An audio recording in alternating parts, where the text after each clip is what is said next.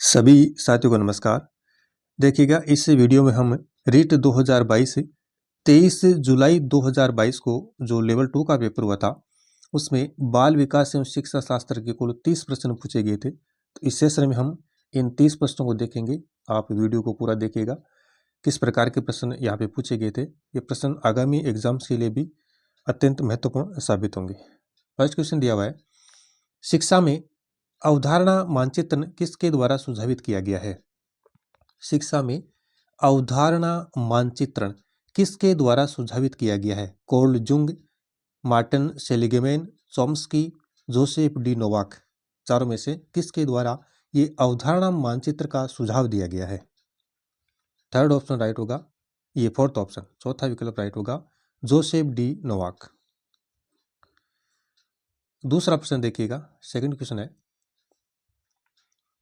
स्वभाव में व्यक्तिगत विभिन्नताएं आधारभूत रूप से होती है, अधिगमित, जन्मजात, अधिग्रहित या सांस्कृतिक। स्वभाव में जो व्यक्तिगत विभिन्नताएं होती है वो आधारभूत रूप से होती है। कैसे होती है?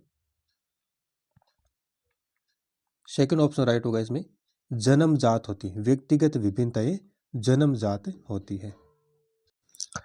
एक देखिए ये फैक्ट ध्यान में रखिएगा, व्यक्तिगत विभिन्नता का सुव्यवस्थित एवं क्रमबद्ध अध्ययन है वो एक फ्रांसीसी विद्वान है गाल्टन। इन्होंने 1869 में अपनी एक पुस्तक में किया था। अगर प्रश्न बने कि व्यक्तिगत विभिन्नता का क्रमबद्ध अध्ययन किसने किया? गाल्टन ने। कब? 1869 ईस्वी में। अगला प्रश्न देखिएगा, प्रश्न संख्या 3 हमारे सामने है, विशेष आवश्यकता वाले बालकों के साथ ही कौन सी विधि, विशेष आवश्यकता वाले बालकों के साथ कौन सी विधि प्रत्यक्ष रूप से संबंधित नहीं है?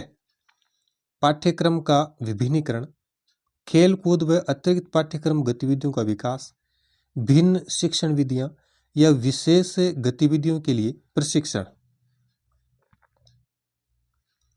सेकंड ऑप्शन इसमें सही उत्तर होगा, खेल कूद व अतिरिक्त पाठ्यक्रम गतिविधियों का विकास। नेक्स्ट प्रश्न संख्या 4 देखिएगा, निम्न में से कौन सी बालकों के लिए अधिगम की प्रक्रिया नहीं है? निम्न में से कौन सी बालकों के लिए अधिगम की प्रक्रिया नहीं है? प्रतिबिंबन, तर्क, परिपक्वता या कल्पना। बालकों के लिए अधिगम की प्रक्रिया इनमें से कौन सी नहीं है? थर्ड ऑप्शन राइट होगा, परिपक्वता। परिपक्वता अधिगम की प्रक्रिया नहीं है। प्रश्न संख्या 5 देखिएगा, 5वां क्वेश्चन हमारे सामने है, किस परिप्रेक्ष्य के अनुसार बाल विकास शरीर के अंदर एक विशिष्ट तथा पूर्ण व्यवस्थित प्रणाली को दर्शाता है? वातावरणीय, सामाजिक, जैविक या मनोवैज्ञानिक। थर्ड ऑप्शन इसमें राइट होगा, जैविक।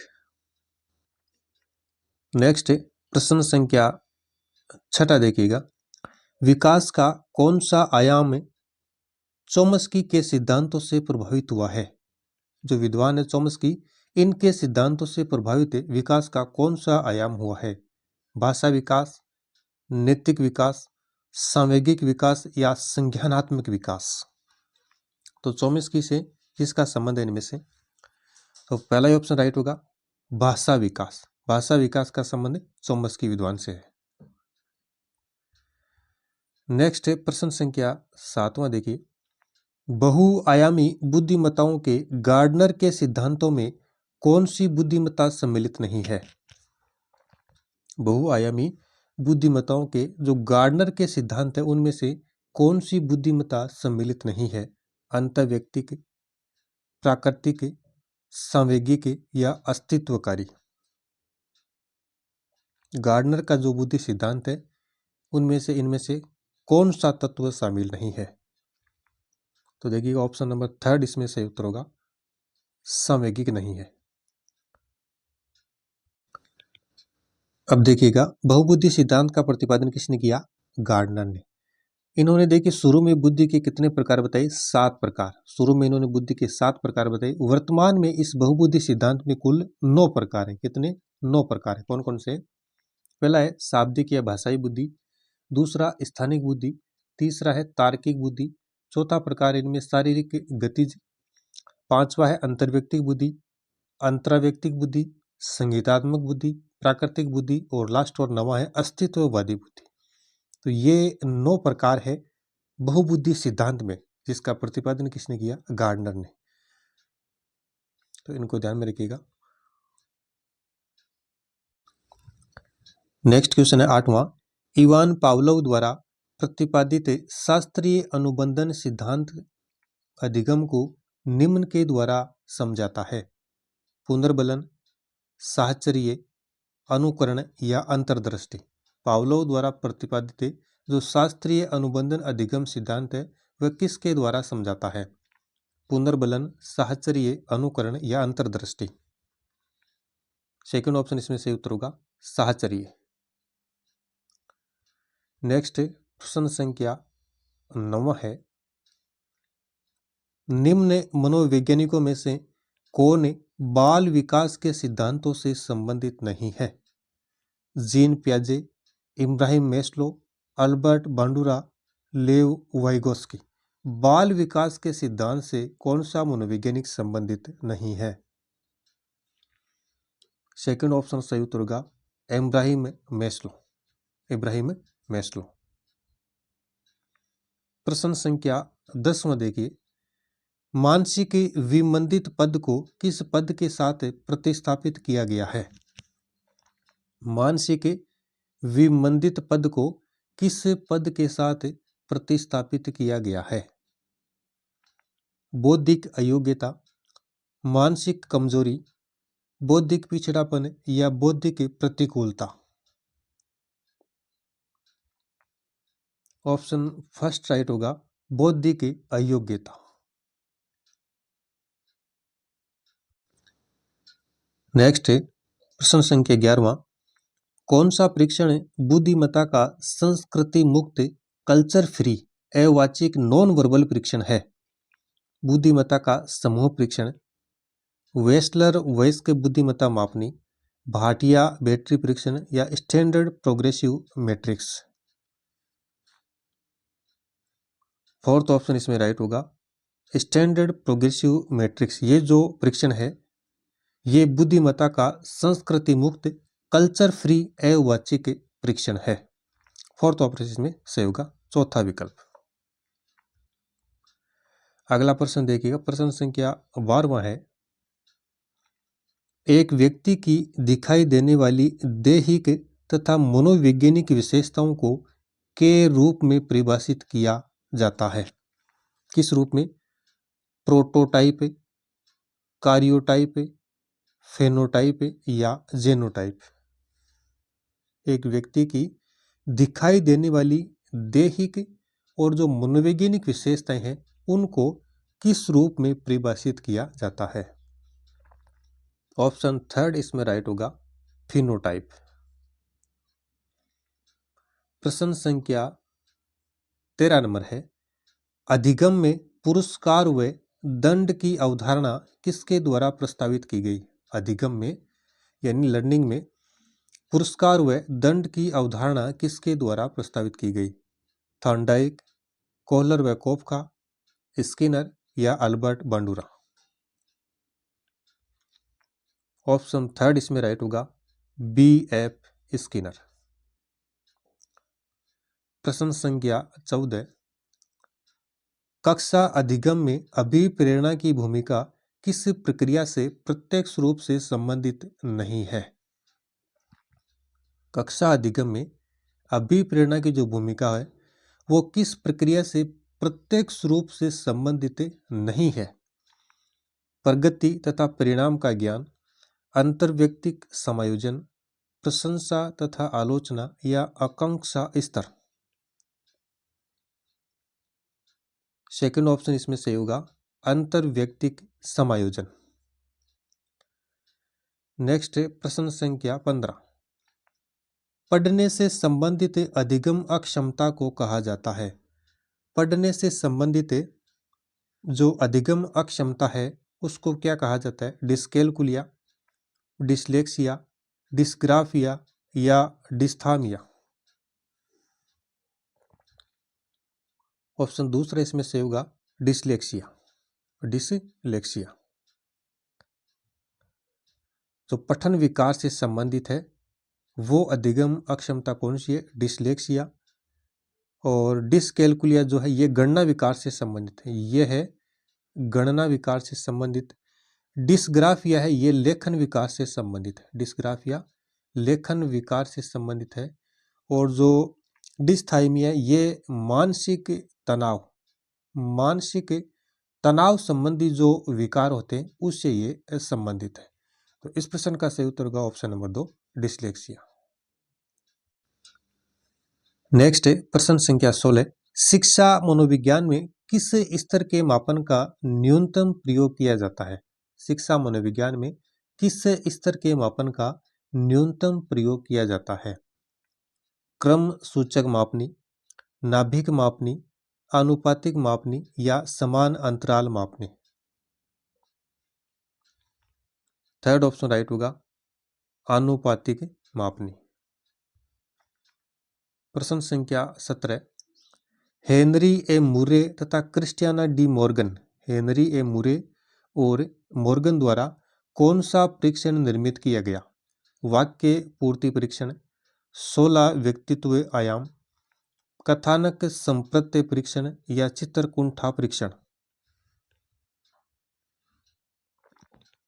ऑप्शन थर्ड इसमें राइट होगा, कथानक संप्रत्य परीक्षण, जिसको टीएटी परीक्षण कहा जाता है।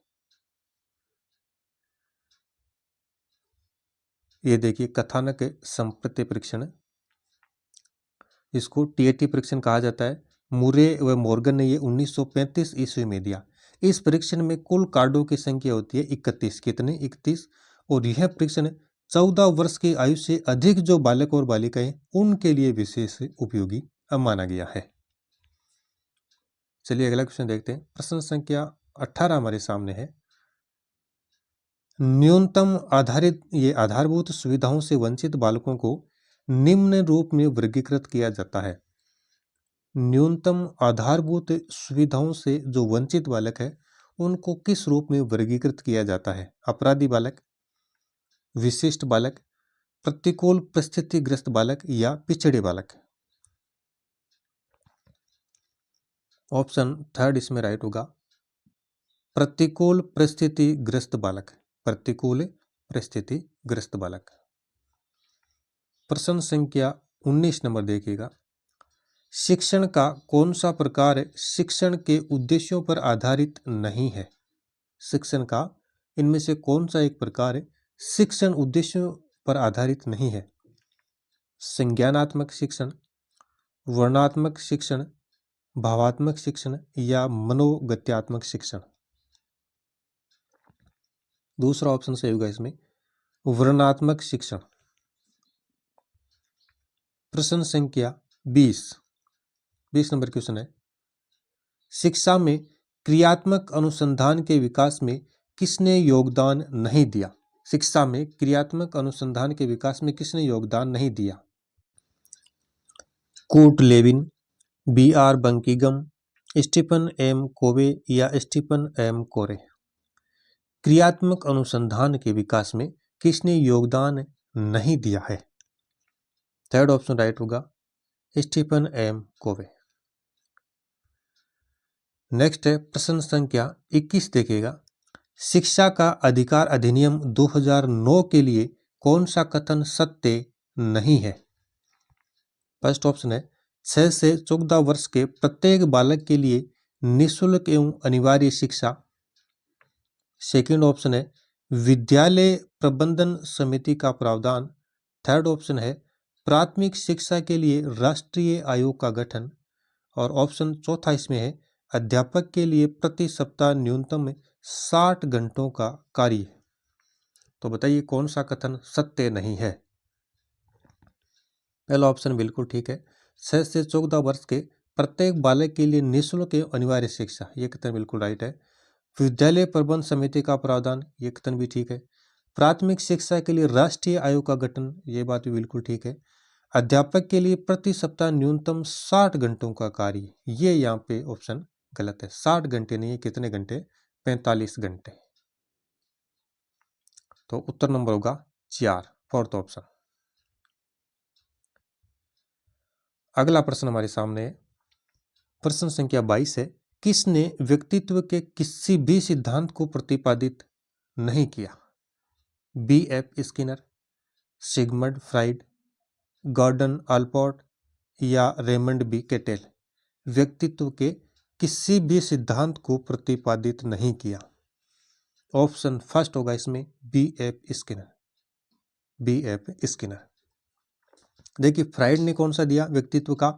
मनोविश्लेषण सिद्धांत दिया। कौन सा? मनोविश्लेषण सिद्धांत किसने दिया? फ्राइड ने दिया, तो इनका संबंध है।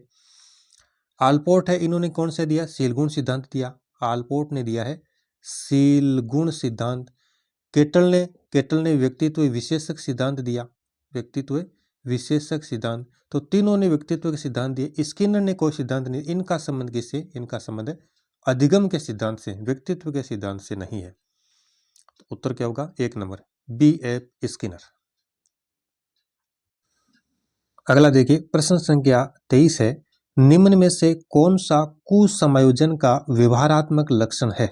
निम्न में से कौन सा कुसमायोजन का व्यवहारात्मक लक्षण है? आक्रामकता, चिंता, असुरक्षा या उदासीनता।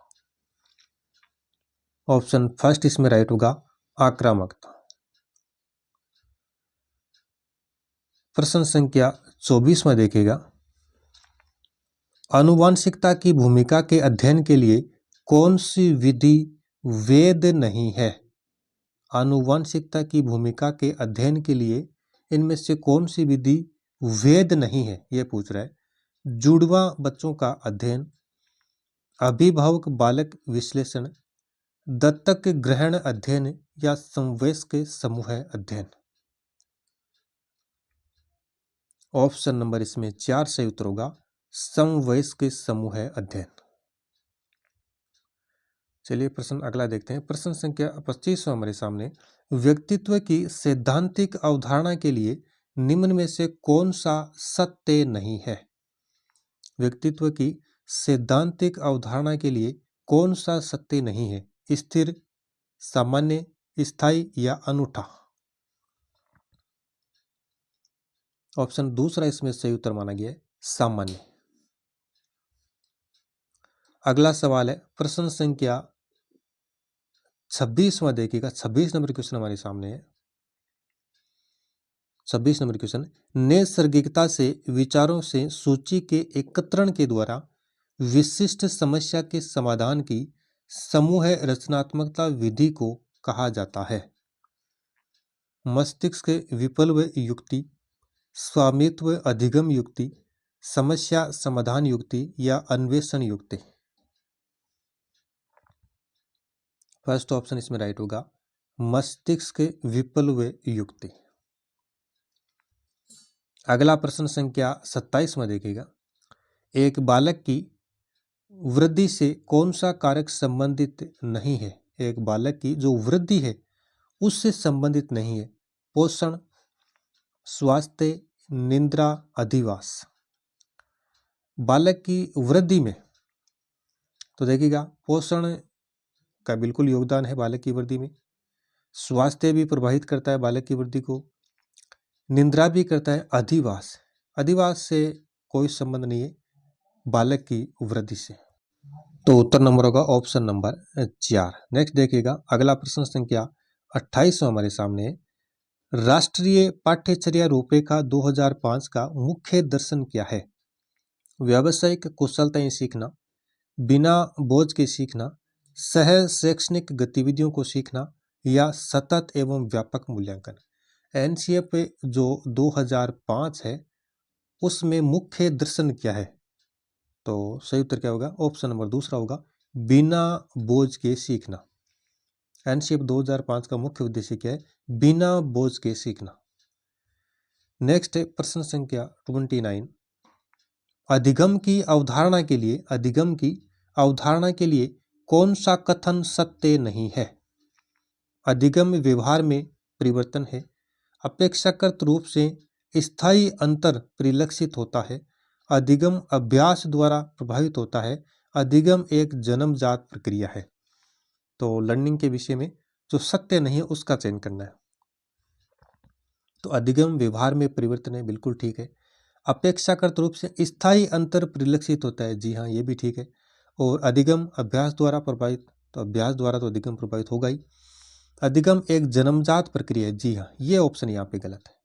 अधिगम में एक जन्मजात प्रक्रिया नहीं है, अधिगम अभ्यास से प्रभावित होता है। अधिगम अपेक्षाकृत रूप से स्थायी अंतर परिलक्षित होता है, ये कथन ठीक है। अधिगम व्यवहार में परिवर्तन, ये भी ठीक है, लेकिन जन्मजात प्रक्रिया यहाँ पे नहीं है। उत्तर नंबर होगा 4, ऑप्शन इसमें चौथा सही होगा। और सेशन का अंतिम और 30वां क्वेश्चन है, रचनात्मकता चिंतन के कौन से प्रकार से संबंधित है? रचनात्मकता चिंतन के कौन से प्रकार से संबंधित है? अत्यधिक चिंतन, अधिचिंतन, विमर्शी चिंतन या अपसारी चिंतन? उत्तर नंबर 4 होगा अपसारी चिंतन। तो ये कुल 30 प्रश्न थे जो कि रीट 2022 में 23 जुलाई को जो पेपर हुआ था उसमें प्रश्न पूछे गए थे। काफ़ी अच्छे लेवल के क्वेश्चन थे और इन प्रश्नों के आधार पर आप आगे की तैयारी को जारी रख पाएंगे कि किस प्रकार के प्रश्न पूछे जा रहे हैं। तो इस वीडियो में इतना ही, धन्यवाद।